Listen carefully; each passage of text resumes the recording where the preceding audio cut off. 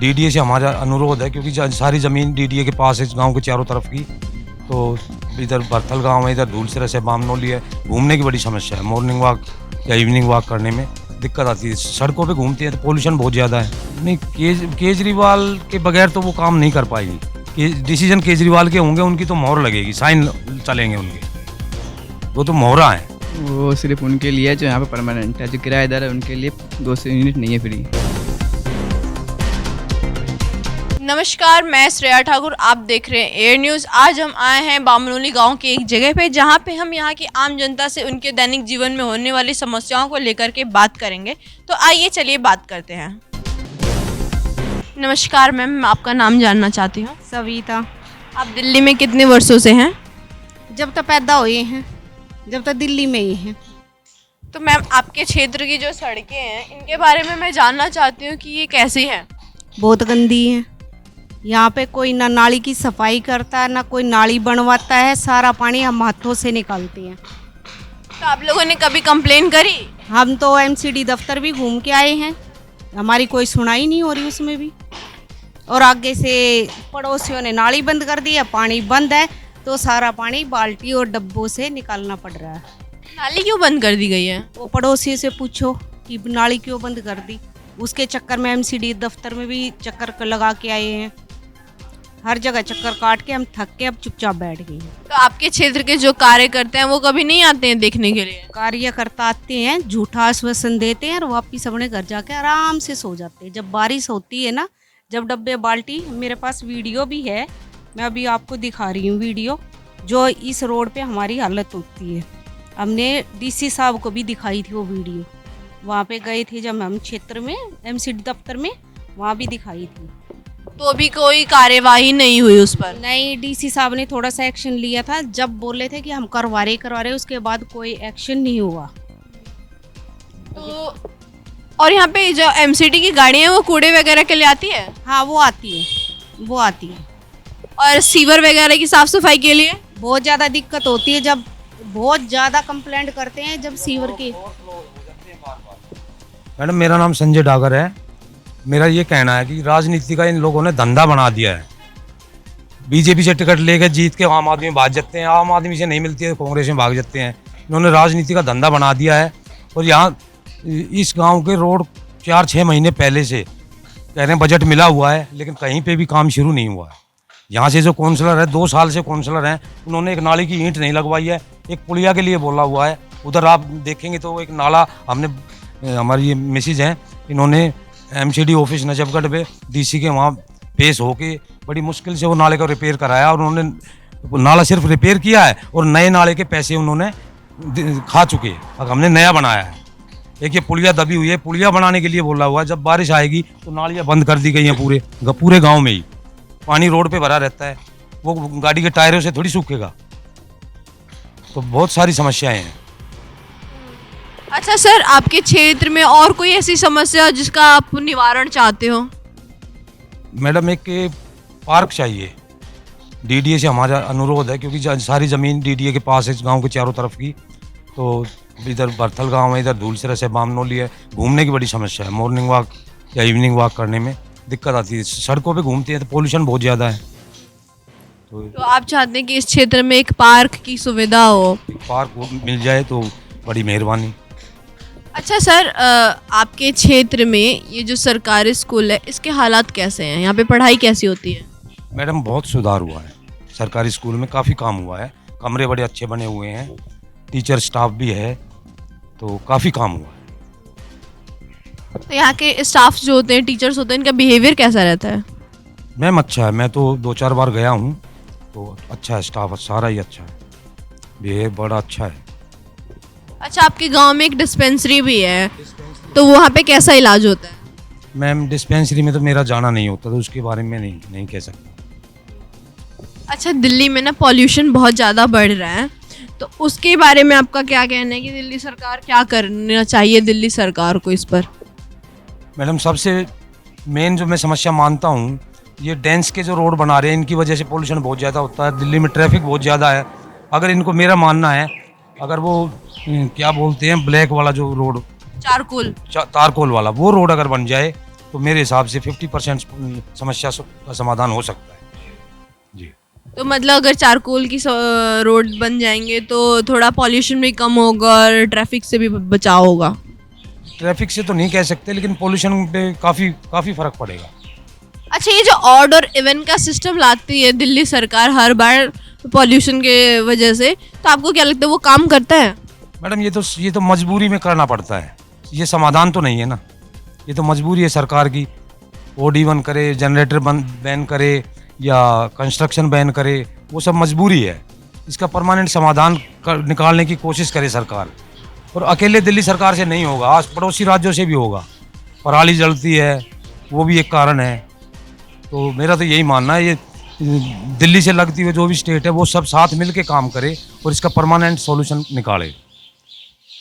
अच्छा, ये जो केजरीवाल जी हैं उन्होंने इस्तीफा दे दिया, तो आपको क्यों लगता है कि उन्होंने इस्तीफा दिया क्यों होगा? उसका क्या कारण हो सकता है?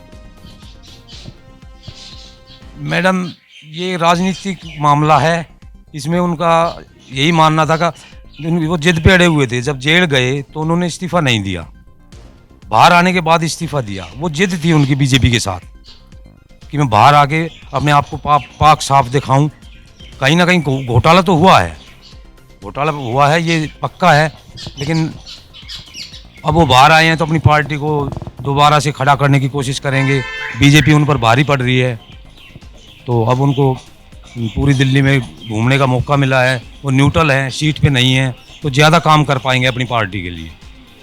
तो आपको लगता है कि अपनी पार्टी के काम करने के लिए उन्होंने किसी और को मतलब बिठा दिया है और वो साइड से काम कर रहे हैं? जी बिल्कुल बिल्कुल, साइड से काम कर रहे हैं। काम तो काफ़ी काम ठीक अच्छे काम भी किए हैं केजरीवाल ने, ऐसा नहीं है। उन्होंने काफ़ी अच्छे काम भी किए हैं। क्या गरीब को कुछ दे रहे हैं तो क्या बीजेपी वालों को या कांग्रेस वालों को क्यों उनकी मतलब ऐसा महसूस हो रहा है कि उनको क्यों दे रहे हैं? फिर दे ही तो रहे हैं पब्लिक को, फ्री भी तो बीजेपी भी बांट रही है, कांग्रेस भी वादे कर रही है। तो ये दे रहा है तो उसने क्या गलत काम कर दिया? ठीक है, अच्छी बात है। अच्छा, केजरीवाल जी ने जैसा काम करा है तो उन्हीं की पार्टी के अतीशी जी जो हैं वो शिक्षा मंत्री भी हैं, एजुकेशन मिनिस्टर, तो क्या आपको लगता है वो भी वैसा ही काम करेंगी? नहीं, केजरीवाल के बगैर तो वो काम नहीं कर पाएगी। डिसीजन केजरीवाल के होंगे, उनकी तो मोहर लगेगी, साइन चलेंगे उनके, वो तो मोहरा है। अच्छा, और अभी चुनाव आ रहे हैं तो आपको क्या लगता है किसकी सत्ता बननी चाहिए, सरकार बननी चाहिए जिससे आपके क्षेत्र में कार्य हो? सरकार तो केजरीवाल की ही बननी चाहिए। केजरीवाल काम कर रहा है और आगे अच्छे काम करेगा, क्योंकि उनको सबक मिल गया है जेल जाने के बाद, उनको सबक मिला है, वो और अच्छा काम करेंगे। तो अगर मान लीजिए केजरीवाल जी की सरकार बनती है तो उनसे आपकी अपेक्षाएं क्या क्या है, कौन कौन से काम उन्हें करने चाहिए? मैडम, अभी तो दिमाग में नहीं है, एकदम से आपने ऐसा सवाल पूछ लिया। जैसे अगर मान लीजिए वो बनते हैं उनकी सरकार बनती है, तो ऐसा क्या क्या कार्य करे जिससे आपके क्षेत्र का विकास हो, आपकी तरक्की हो? नमस्कार सर, मैं आपका नाम जानना चाहती हूँ। नीरज। आप दिल्ली में कितने वर्षों से हैं? बचपन से ही। सर, मैं जानना चाहती हूँ कि आपके क्षेत्र की जो सड़कें हैं उनके हालात कैसे हैं? पहले तो ठीक थे, अब तो खोद खा दे के नाश कर रखा है इसका। अब पाइप बिछा रहे हैं, फिर तोड़ रहे हैं, फिर पाइप बिछा रहे हैं, बस ये चल रहा है इनका तो। अच्छा, यहाँ पे पानी की सुविधा कैसी है?